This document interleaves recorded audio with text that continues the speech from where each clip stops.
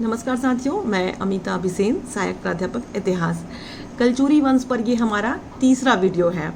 अभी तक इसके पहले के दो वीडियो में हमने देखा कि किस प्रकार शंकरगण द्वितीय ने, जिसे हम मुग्धतुंग भी कहते हैं, उन्होंने किस प्रकार छत्तीसगढ़ में कलचुरी शाखा की नींव रखी। उसके पश्चात कलिंग राज के पश्चात हमने देखा कमल राज रत्नदेव प्रथम, उसके पश्चात पृथ्वीदेव प्रथम, फिर हमने देखा जाजलदेव प्रथम जो कि बहुत ही प्रतापी शासक हुए इस वंश के। फिर हमने देखा रत्नदेव द्वितीय के पश्चात पृथ्वीदेव द्वितीय। ये मैं आपको बार बार इसलिए बता रही हूँ ताकि ये आपको याद हो जाए, क्योंकि हमेशा विद्यार्थियों को यही समस्या रहती है कि राजाओं के नाम याद नहीं रहते, सन याद नहीं रहता। इसलिए मैं बार बार उससे रिपीट कर रही हूँ ताकि आपको वो याद हो जाए। उसके पश्चात हमने देखा जाजलदेव द्वितीय, और जाजलदेव द्वितीय के पश्चात हमने देखा रत्नदेव तृतीय। हमारा जो लास्ट वीडियो था ये रत्नदेव तृतीय पर ही हमने समाप्त किया था।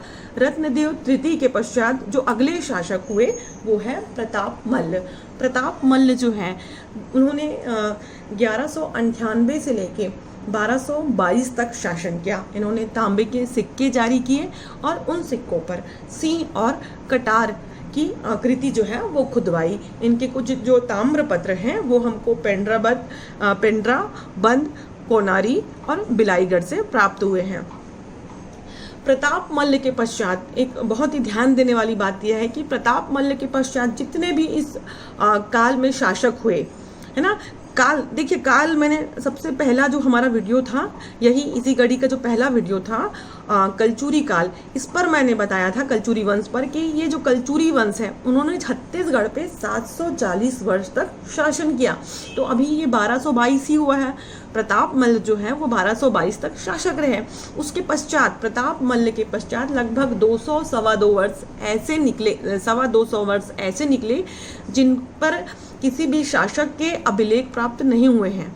अर्थात प्रताप मल्ल के बाद कौन कौन से शासक हुए उसकी हमें जानकारी नहीं है। क्योंकि हमें अभिलेख प्राप्त नहीं हुए हैं। उसके पश्चात प्रताप मल्ल के बाद हमको बहारेंद्र साय के अभिलेख प्राप्त हुए हैं। अर्थात प्रताप मल्ल और बहारेंद्र साय के बीच लगभग 225 साल का अंतर था।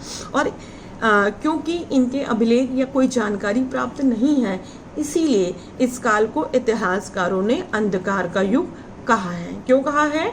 क्योंकि इस दौरान प्रताप मल्ल से लेके बहारेंद्र साय के बीच कोई भी अभिलेख जो है वो प्राप्त नहीं हुए हैं। परंतु उसके बावजूद जो हमारे साहित्यकार थे बाबू रेवाराम, उन्होंने रतनपुर का इतिहास जो तारीख है वंशी है, इसमें अंधकार युग में जितने भी शासक हुए उनका उल्लेख किया है। परंतु इसके जो शिलालेखी साक्ष्य हैं वो प्राप्त नहीं हुए हैं। प्रताप मल्ल के पश्चात हम देखते हैं बहारेंद्र साय। जैसे मैंने बताया कि अंधकार युग के पश्चात जो वो 225 साल का जो समय था, उसके पश्चात बहारेंद्र साय जो है वो छत्तीसगढ़ के कलचुरी शासक हुए। 1480 से लेके 1525 तक इन्होंने शासन किया। इनके जो अभिलेख, अब हमें कैसे पता चला, है ना, तो अभी हमें अभिलेख प्राप्त हुए हैं छुरी, कोसगई और रतनपुर से, जिससे पता चलता है कि इस समय बहारेंद्र साय जो है वो शासक हुए कलचुरियों के।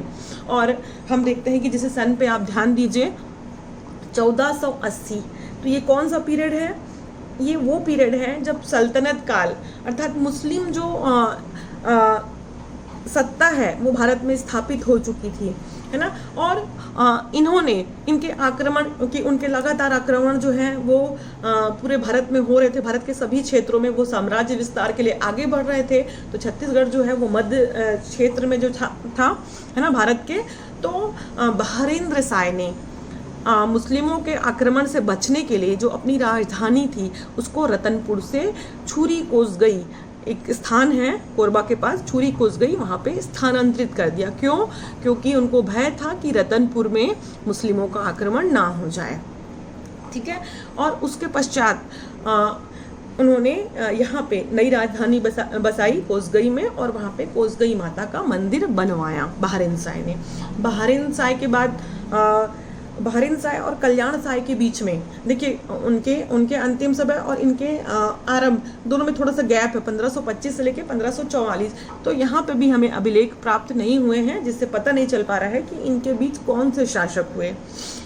उसके पश्चात हम देखते हैं कल्याण साय, 1544 से लेके 1581 तक ये शासक रहे। और ये जो था, इस समय मुगलों की सत्ता जो है वो भारत में स्थापित हो चुकी थी। मुगलों की सत्ता स्थापित हो चुकी थी। समय को अगर देखा जाए तो इस समय भारत का सम्राट जो है वो मुगलों का सम्राट अकबर था, है ना। तो अभिलेखों में ही हमें पता चलता है कि कल्याण साय जो है वो मुगल दरबार में 8 वर्ष तक रहे। अब प्रश्न उठता है कि 8 साल तक क्यों रहे, तो इसका कहीं पे उल्लेख नहीं है। एक जो हमें साहित्यिक स्रोत जिसको हम कह सकते हैं तुजुक ए जहांगीरी, जो जहांगीर के समय में लिखा गया था, उसमें एक बात का जिक्र है कि कल्याण साय जो है ना, रतनपुर के जो शासक हैं वो जहांगीर के समकालीन थे। अभी मैंने कहा कि अकबर के समकालीन थे, है ना। तो तुजुक ए जहांगीरी कहता है कि कल्याण साय जो थे वो जहांगीर के समकालीन थे और इसी समय जहांगीर के जो पुत्र थे परवेज, इन्होंने इलाहाबाद के किले से रतनपुर राज्य पर आक्रमण कर दिया। और जैसे मैं बता दूं इसको अभी, क्योंकि छत्तीसगढ़ जो है इस समय रतनपुर शाखा कहलाती थी कलचुरियों की। बाद में हम देखते हैं कि 2 शाखा हो जाएगी, एक तो रतनपुर शाखा और दूसरी रायपुर शाखा। तो इस तुजुक ए जहांगीरी में ये लिखा हुआ है कि इनके पुत्र, जहांगीर के पुत्र परवेज ने रतनपुर पर आक्रमण किया और इस आक्रमण से कल्याण साय जो है वो पराजित हो गए। और परवेज जो है वो बहुत सारा नजराना सहित जो है वो कल्याण साय को भी दिल्ली दरबार ले गए और वहाँ पे ये 8 वर्ष तक बिताए। परंतु इस युद्ध का, जिसमें कल्याण साय और परवेज का जो युद्ध हुआ है, उसका कहीं पे अभी कोई साक्ष्य उपलब्ध नहीं है, केवल तुजुक ए जहांगीरी में ही ऐसा बताया गया है। कल्याण साय की एक बहुत ही महत्वपूर्ण उपलब्धि ये है कि इन्होंने राजस्व की जमाबंदी प्रणाली को आरंभ किया और उन्होंने राज्य को सहूलियत के आधार पे गढ़ों में विभाजित किया ताकि जमाबंदी जो है वो आसानी से हो सके। और बाद में हम देखते हैं कि एक अंग्रेज जो बंदोबस्त अधिकारी हुए, बाद की बात है, बाद में अंग्रेजों के समय बंदोबस्त अधिकारी जो हुए चीसम, उन्होंने जो गढ़ कल्याण साय ने विभक्त किए थे उनको छत्तीसगढ़ के रूप में चिन्हांकित किया।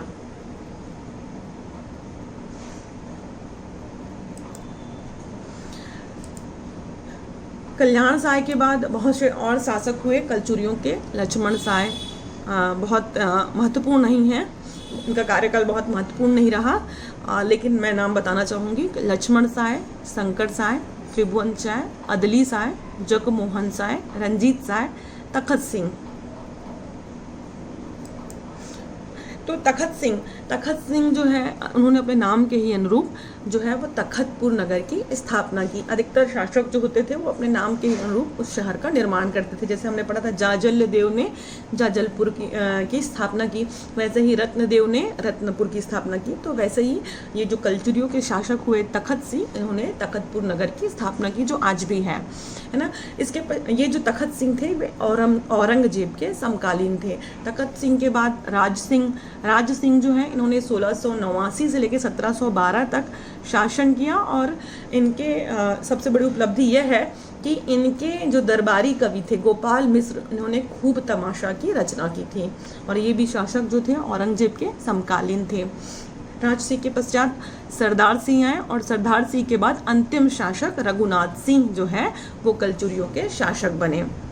1732 से लेकर 1741 तक इन्होंने स्वतंत्र रूप से शासन किया और 1741 से लेकर 1745 तक जो नागपुर के जो भोसले शासक थे उनके अधीनस्थ के रूप में शासन किया। तो रघुनाथ सिंह 1732 में कलचुरियों के शासक बने और काफ़ी वृद्ध हो चुके थे, 60 साल उनकी उम्र हो चुकी थी। और इन्हीं के शासनकाल में, रघुनाथ के शासनकाल में मराठा सेनापति भास्कर पंत ना, मराठाओं के सेनापति थे भास्कर पंत, उन्होंने उड़ीसा में अभियान किया और अभियान में जाते जाते ही इन्होंने छत्तीसगढ़ पर आक्रमण किया। उस समय यहाँ के शासक रघुनाथ सिंह थे और 1741 में उन्होंने आक्रमण किया। इसी समय ही जब जब भास्कर पंत ने आक्रमण किया उसी समय ही रघुनाथ सिंह के जो एकमात्र पुत्र थे उनकी मृत्यु हो गई थी। तो रघुनाथ सिंह काफ़ी दुखी हो गए थे और वृद्धावस्था और दुख, है ना,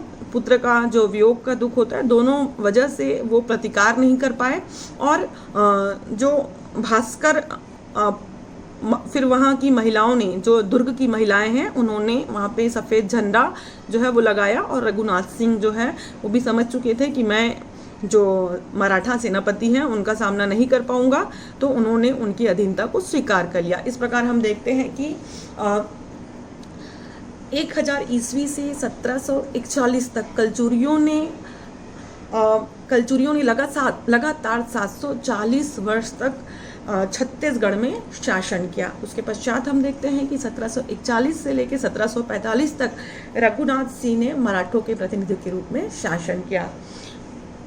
रघुनाथ सिंह के पश्चात मोहन सिंह मराठों के अधीन अंतिम कलचुरी शासक हुए।